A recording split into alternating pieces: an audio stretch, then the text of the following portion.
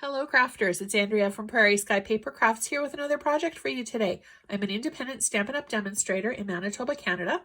If you'd like to shop with me, check out my store at andreaestinson.stampinup.net and be sure to hit subscribe below to get notified every single time there's a new video. Today we're going to be working on one-sheet wonders. Now a one-sheet wonder, if you're not familiar with the term, is a technique where you cut up paper to get multiple cards out of a single sheet with minimal waste. For this tutorial, I am doing a 6x6 sheet, but you can also use a 12x12 or any other size that you'd like. So we've got 5 cards out of this particular design. I've chosen to do birthday cards for this one because I'm doing a project for my kids' school where I need to make birthday cards for all of the kids. So I need to stock up a little bit. So here's the design that I came up with for the cards. There's 3 1.5 by 1.5 squares for one card, a 1.5 by 1.5 that was divided to 2 triangles, 2 3 by 1.5, or sorry, 3 3 by 1.5 rectangles.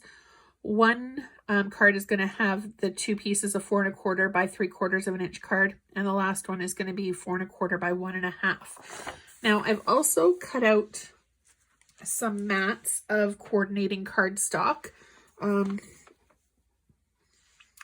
You're also going to need a stamp block, ink of your choice, Stampin' Seal, a stamp set. I've chosen the Here's a Card because I love the font of the Happy Birthday for this one. You're also going to need some dimensionals. And I've also cut out, in Not Quite Navy, a 1 by 5.5 inch strip. A strip that is...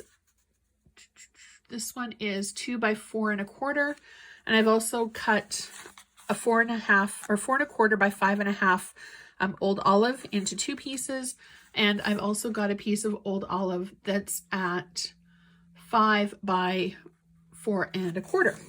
And I'm using Very Vanilla for my base that's cut at 5.5 by 4 1/4.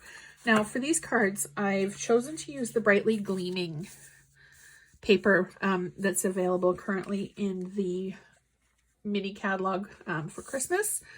I just love this paper. It's so versatile, and there's quite a few color combinations that you can go. Now, you can choose either side of the paper, mix it up, do whatever you'd like. I'm going to start the assembly just to show you quickly how I put them together.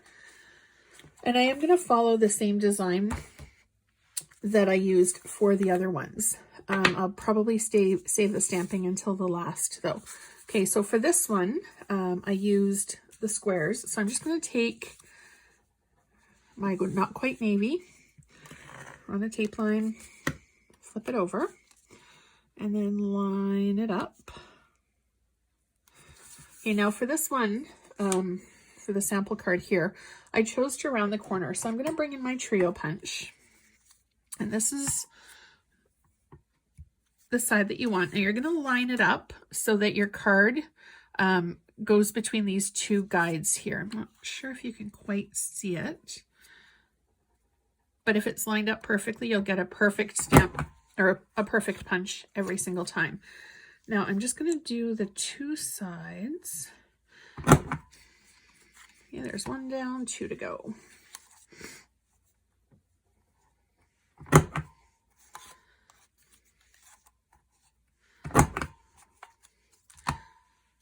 Using the corner punch just kind of gives it a little bit of extra wow and pizzazz with really not a whole bunch more effort. Okay. Oops. Okay. And there's the 3 done. Now for this one, I did decide that I was going to pop the squares up on dimensionals. So I'm just going to do, actually, I think I'm going to do 2 like that and 1 like that. All right, so I'm just going to put a dimensional, 1 each, right smack in the middle. Now with the dimensionals, these are the regular size ones. They also come in mini. They have this foam that lines the outside as well. This can actually be cut and used for smaller pieces, or if you need a long strip for something, it can be used for that as well. Okay, so now I'm just going to take and adhere my pieces. If I'm doing a multi-step card like this, where I kind of like things to be a little bit lined up and symmetrical, I usually start top and bottom first and make sure that it's exactly the way that I want. And then for the next one, I'm just going to take it and space it halfway in between. All right, so there's our first card done. I'm just going to put this one off to the side. And as I said, I'm going to do the stamping later. Okay, so the second one that we're going to do is the 3 rectangles. So there's 1, 2, 3. Now this one is going to be very vanilla and our old olive. I love the copper on this one, so I'm just going to leave this one all copper. And I love how this paper can go for anything, adult, child, masculine, feminine. It really does add a nice little bit of pizzazz and bling onto your project. And every sheet in this paper pack has a little bit of bling. Okay, so I'm going to add that. I'm going to flip it and put this other one on. So we had a little bit of snow today, so I guess winter's on its way. So I feel a little bit less guilty about creating Christmas cards when it's not even Halloween yet. Or using Christmas paper, I should say. All right. And now I'm just going to figure out the placement for this one. Now when you run your tape, you start it at the top and just give it a bit of a flick when you get to the bottom to break it. If it doesn't start when you want it to, just give it a bit of a push with your thumb and it'll go. Okay. And there we go. All right, card number 2 is complete.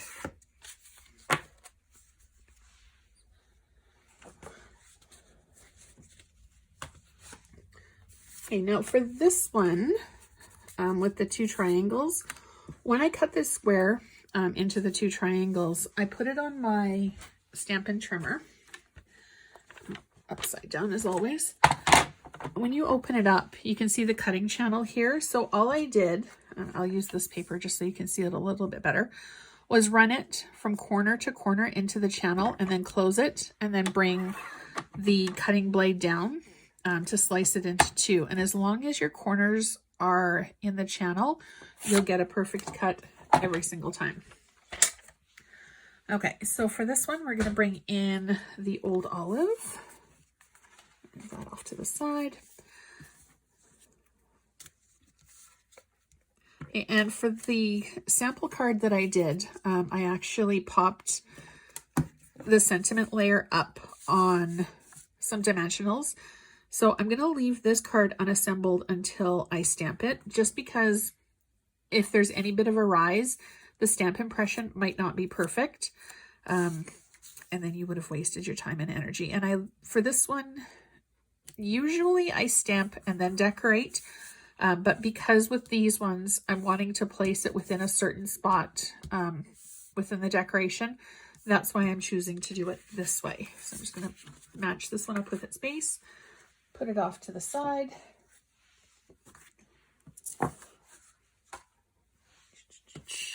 And then this one, I don't know. All right, there we go. I decided to mat it onto the blue. I do like it by itself on the very vanilla, but I just thought that if we had it added onto a piece of Night of Navy, it just added a little bit of extra pop and zing. So just one quick line down either side.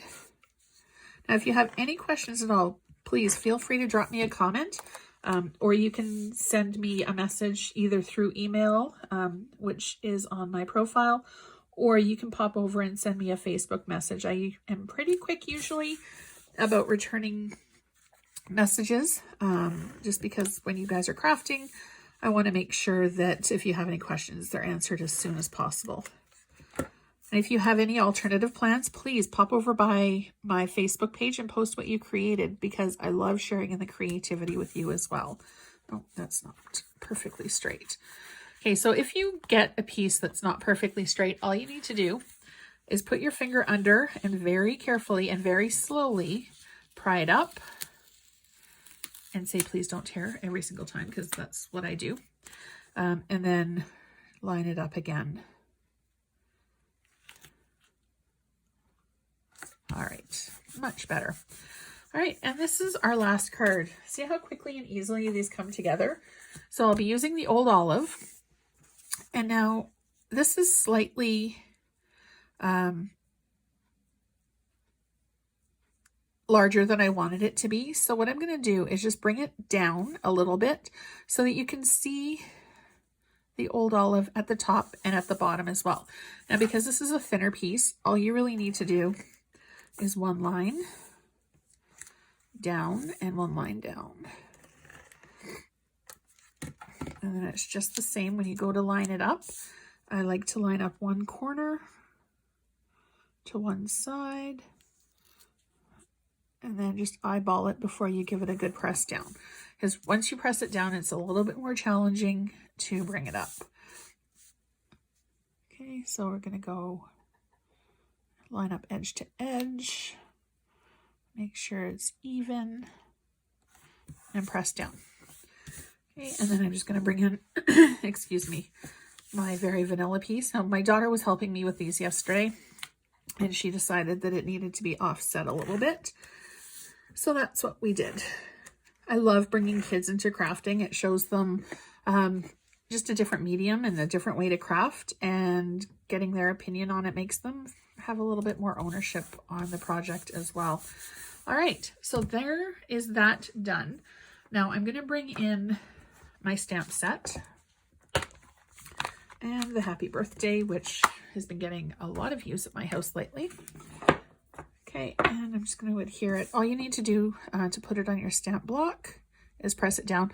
Now, earlier this week, I did a video for adhering the stickers onto the stamp set, as well as the difference between the cling and the photopolymer stamps. So be sure to check that one out as well. Okay, now I'm just going to bring my cards in, and I'm going to stamp the happy birthday on each of them. There's that one done. This one I did a tri-stamp. So usually I start, again, if I'm doing anything that has multiples, I do top, I do bottom, and then I do middle, just to see and make sure that it's lined up exactly the way that I want it to be. So there's 1, 2, and the same way for this one. But this one we haven't adhered to our base yet. There's 1, 2, and 3. I just like the way it fills up. So now I'm going to grab my dimensionals and put this on the back.